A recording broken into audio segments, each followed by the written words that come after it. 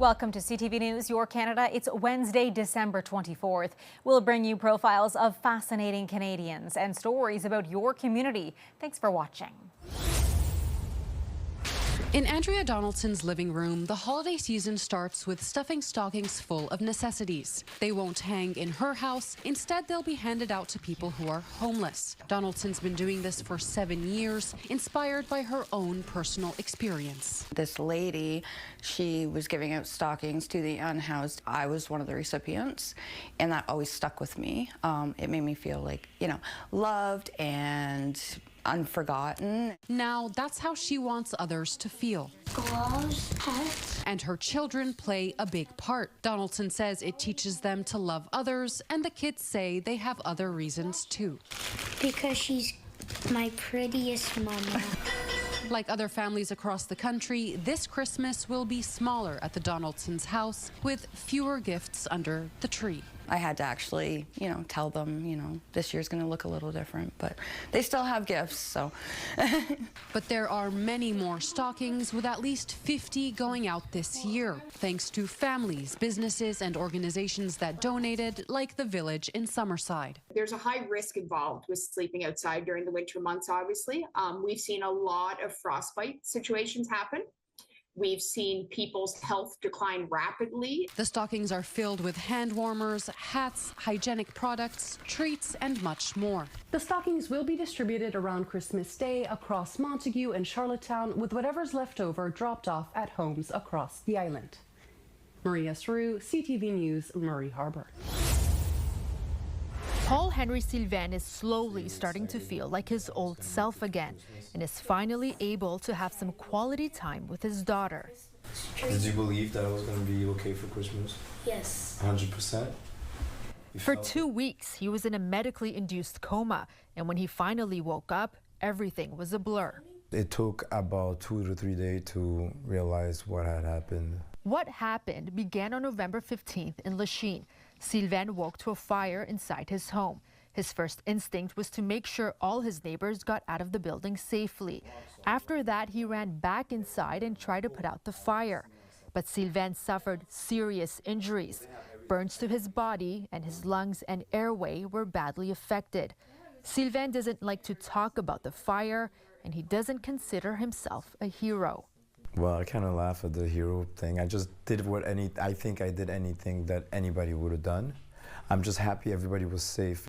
His focus now is healing and making up for the time he lost. I'm just really happy that I could take care of my daughter. That's my most important thing.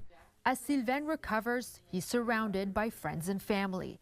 His biggest supporter, his 9-year-old daughter, Eva. I knew he was going to be okay, so I was not really worried because I knew he was going to be okay. All Eva wanted this Christmas was for her father to wake up, but doctors couldn't promise he would be released. Clearly, they underestimated Sylvain. When I got out of bed, the nurse was like, "You can't walk." And as soon as I left the room, I started walking on my own, slowly and surely. While there's still a long way to go, Sylvain will get to leave the hospital on Christmas Eve, meaning his daughter's wish will come true. Sweet Arasi, CTV News, Montreal. It's a big one. Yeah. It's done by John Connolly. Yes. For most of us, we rarely give our plates and serving bowls a second thought. But for Will Hawkridge and his father Albert Hawkridge, it is a lifelong endeavor. This is the Waterford Kennedy Bowl. It was presented to John F. Kennedy by Ireland. The father and son are the proud owners of Hawkridge China on Yonge Street, where so many pieces tell a story. This piece was made by Royal Dalton to commemorate my grandfather's 60th year of working at repairing china. That's right, repair china. No gluing broken pieces or tossing into the trash for this family-owned business spanning 4 generations. This year, marking 125 years in business. Founded in 1900 by patriarch Albert Hawkridge, the store has become a Toronto institution and a place for those who are looking for fine china and rare antiques. Most things deteriorate China doesn't. Could last for hundreds and hundreds of years. People appreciate the stuff that has really high quality, hand-painted things that are more as much art as they are just everyday China. The family legacy almost lost in May of 2024 when the second floor space caught fire. Hawkridge China sustained water damage and needed structural repairs. We did our best to get through it. It was a difficult time. Nearly 18 months later, they reopened for business. Father and son back again, working side by side. A lot of family businesses, the next generation or something feels forced into doing it. Whereas William seemed to naturally be drawn to it, the same as I was. He definitely, inspired me to put forth my best effort into things and to always try and have as much passion for what I'm doing as I possibly can. And with determination to offer customers something unique. This dog was put in the James Bond movies in M's office. So I moved towards things that are more unique and, hand-painted things. Each piece is its own piece, right? Because nobody paints it exactly the same again. In the end, this isn't just a shop. It's a family legacy. After decades in business, it now proudly passes to the next generation. Carol Charles, CTV News. It's a bit like the elf on the shelf.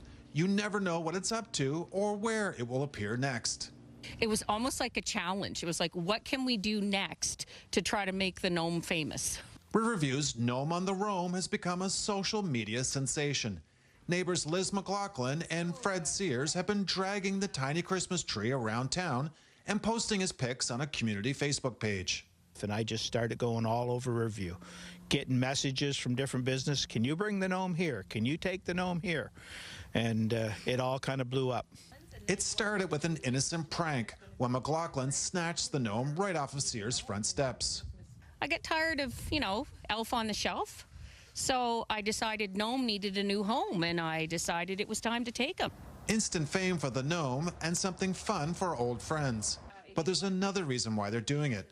McLaughlin's brother Ken, seen here in the brown cap, died in June, and the gnome's adventures have helped them cope. I've known Fred for over 50 years, and he was like a brother to my brother. And then when this started, it kept us busy the last couple weeks, and then we're like, people like this, and it made us feel really good. As for the future of the gnome, that's up in the air. So we're hoping, with the spirit of Christmas, that the gnome will be returned permanently back to Fred's place. It'll be like a Christmas miracle. Somebody suggested we should run him through a wood chipper. I'm against that. I'm thinking I'm going to take him on the side-by-side and set him free with all his relatives out in Albert County. If you want to see the gnome on the roam for yourself and maybe get a picture taken with him, my sources are telling me that he might be here down on the riverfront enjoying the Christmas lights tonight. Derek Haggett, CTV News, Riverview, New Brunswick.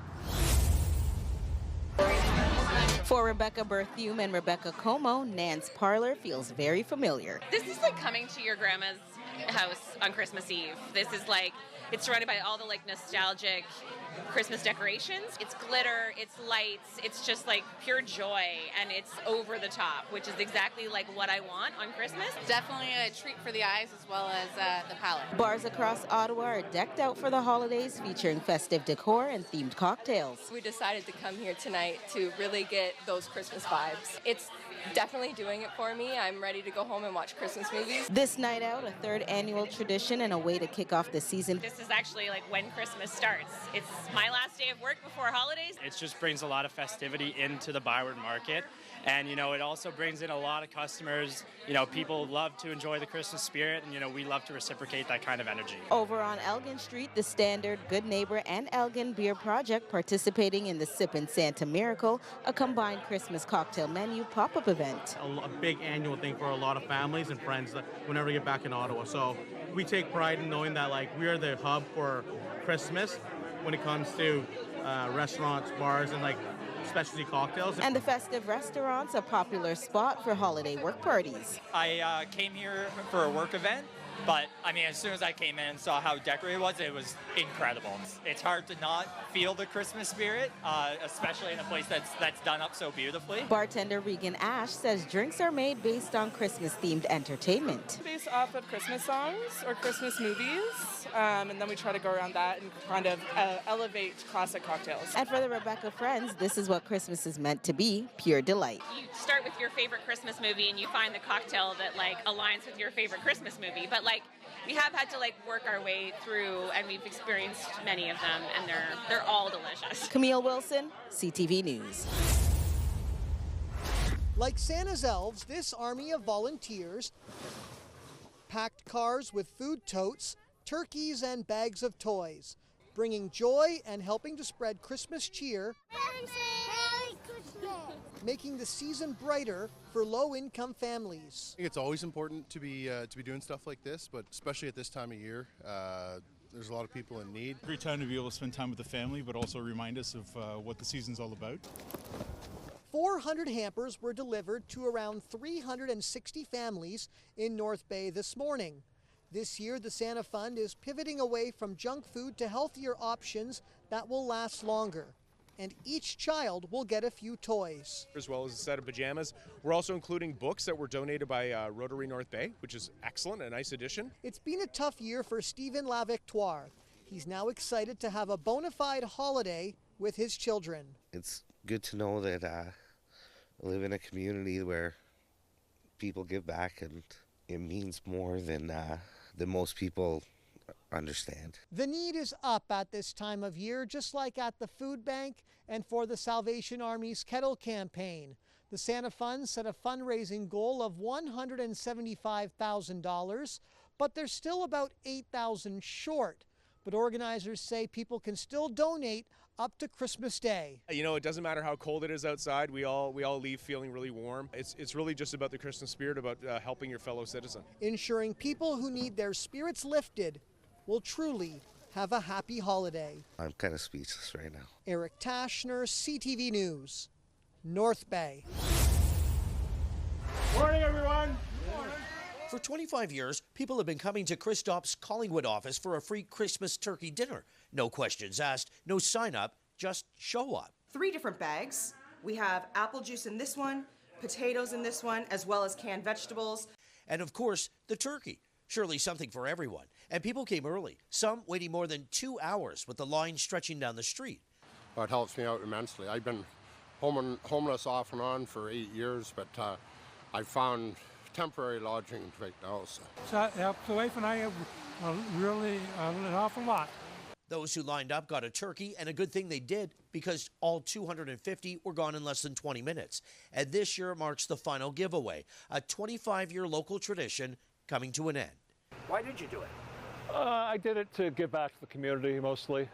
I think you saw today that the people who came through really need the help at this time of year. So it's just nice that I'm in the position I can give back to the people. I've been coming to this event every year since he started it, and it's the only reason my family gets a turkey dinner every year, because of the price of this town. So thank you again, Chris. For those who couldn't make it, turkeys were delivered directly to their doors. It makes a difference because it's saving us some money on Christmas, and it just helps my kids have a good Christmas dinner. So after 25 years and thousands of turkey dinners, Christoph is retiring, and it hasn't been cheap either. This year's cost $15,000 alone, all of it coming from Christoph's pocket. On behalf of everyone who you've helped over the years here in Collingwood, Chris, a big thank you. Rob Cooper, CTV News, Collingwood. With the new year right around the corner, Amber Wisniewski says more Canadians are choosing to swap cocktails for mocktails. November and December leading up to the holidays are very busy, and then definitely see a surge in January where people are looking to cut back and just see what it's like to remove alcohol from their life for a month. It's called Dry January, a rising trend where people choose to stop drinking alcohol for the month of January and embrace a more sober lifestyle. Dry January certainly came of age because of the power of social media, and it's easy to assume that it probably would not have become as big, pervasive, or successful as it is without this technology. For Wisniewski, the global phenomenon sparked a business idea, eventually leading her to open a non-alcoholic bottle shop. I was looking for sophisticated non-alcoholic options for myself, and then I discovered a whole range available, but weren't easily accessible here in Canada, basically. So I started sourcing them, and now I'm importing and searching for new options all the time. Wisniewski says as customers prepare for the month of January, she often sees about a third more in sales. It starts to ramp up. People want options. Technology analyst Carmi Levy says as the trend continues to grow, we can expect to see more businesses jump on the bandwagon. That's how marketing operates, is there are trends that become very quickly evident in social media, and if you're a smart business, you leap on those opportunities and you go after those markets. While Statistics Canada doesn't track Dry January specifically, the latest findings released in 2025 show younger adults aged 18 to 24 were more likely to reduce alcohol intake. There's a subset of social media users who have chosen to use that technology for good, to consume less alcohol, encourage others to do so, to lead a more healthy lifestyle. For some, it's a short-term challenge.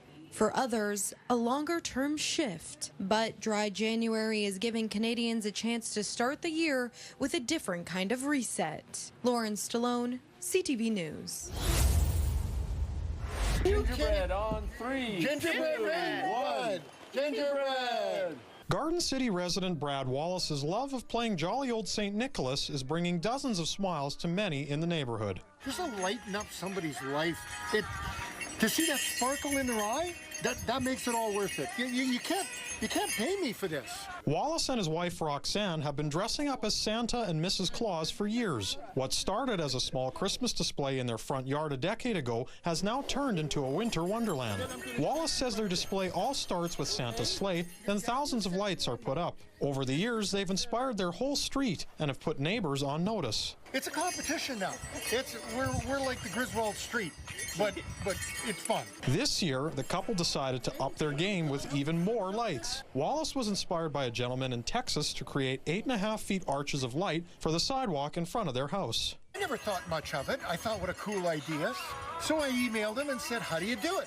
Not everyone enjoyed these lights, however. They soon got a 311 complaint and then a second complaint asking to take them down. Wallace says he reached out to City Councillor Devi Sharma, who told the couple to keep the lights up. City inspectors told the couple they could keep the lights up if they were extended vertically to 10.5 feet. They miraculously came up with a permit that allowed me to do it. He says the arches of light have exploded in popularity, prompting more people to take photos with Mr. and Mrs. Claus. While he says they can't make everyone happy, they love spreading holiday cheer ahead of Christmas. They have plans for something new to see next year. I strive for 99%, and it's so much fun just to do it, and the reaction from people.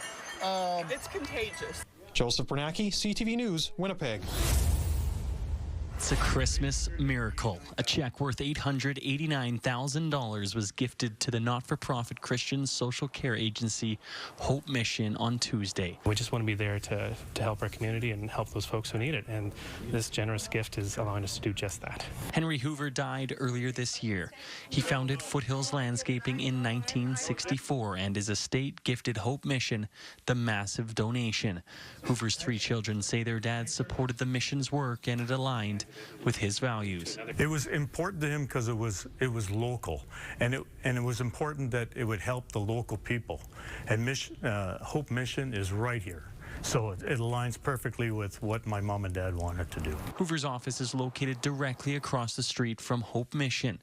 He would help with snow clearing and assisting staff at the agency to support the most vulnerable. On our prevention side of things, we've got about 50 folks a month getting food hampers, and then with our community dinners, we've seen 200-300 people have a nice hot meal. And this money will go to helping with thousands of more hot meals, renovations, and expanding program services. We're doing some renovations to our day space here in the new year, and so we'll be adding showers, probably a laundromat, and again, it's been a vision of mine to have here a medical clinic where we can have a number of nurses, probably some LPNs, registered nurses. And the Hoovers are hopeful to donate even more money in the future. But for now, they are excited about the vision Hope Mission has to honor their father and his legacy with his money. I really like the idea of helping the neighborhood, helping with their medical. I'm stoked about their camp that they're going to have for these kids because I really enjoyed camp. On average, about 50 people use Hope Mission daily, while hundreds are served meals monthly. Tyson Fedor, CTV News, Calgary. Although his classroom is filled with students now, Jeff Bordell will never forget how empty it once was. The pandemic was a lonely time. It was a weird time. Fellow teacher Brittany Bordell also missed connecting with the school community, so they decided to produce a virtual talent show. And instead of the usual 15 participants, they showcased 150. I think that was just like, oh, this really reaches a lot of kids that we wouldn't normally reach. So after the pandemic, the duo started using video to connect with kids, from posting fun online interviews. Who's the nicest person you know? My mommy. To producing a whole movie inspired by The Office called The School. We were like, oh, that's actually a lot of fun, and the kids love it, and the parents really like it too. So Brittany and Jeff started writing seasonal lyrics inspired by a Run DMC song and cast staff in the music video for the Christmas concert. That they were so excited to see their teachers acting silly. It was December at Alberni and the school's insane. So the next year, they produced another 80s-inspired rap video. Before this year, It's a trilogy. reimagining one of the biggest hits of the 90s. Naughty or nice, nice, baby. The concept was that some teachers are on the naughty list, some teachers are on the nice list. Manad Mo never cleans staff room dishes, enrages Hillman, torments fishes. Brittany and Jeff wrote the self-deprecating lyrics in August and recorded the song in November before capturing their colleagues on camera before and after school and spending 50 hours editing it all together on weekends. And so we have a lot of fun with it, and because it's fun, it doesn't seem like a big job. And while they appreciate not receiving coal from the critics, it was really good. I liked all the dance moves they did. It's just fun to see them laughing and stuff. the greatest gift for Brittany and Jeff, after earning tens of thousands of views online, is seeing how the school community can connect with the wider one. That's the goal, always to make everybody feel like part of the team. Adam Sawansky, CTV News, Port Alberni. Yo, man, let's get out of here. Word to you, Southern.